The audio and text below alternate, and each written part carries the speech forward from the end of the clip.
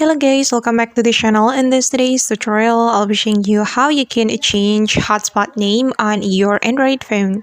So guys, let's get into it. First of all, open your settings application on your Android phone. Then you're going to tap on the connections setting, this one.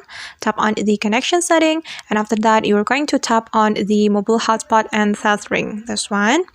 And we can tap on the mobile hotspot.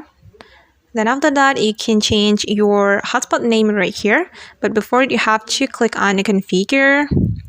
Okay. And you can name your network. For example, I'm going to name it mine. Okay. And after that, you can click on save to save this network name.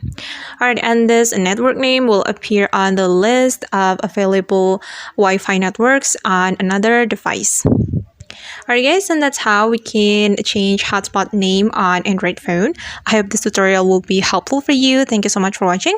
If you found this tutorial useful, don't forget to hit the like button, leave your comments, and also subscribe to this channel. See you on the next video.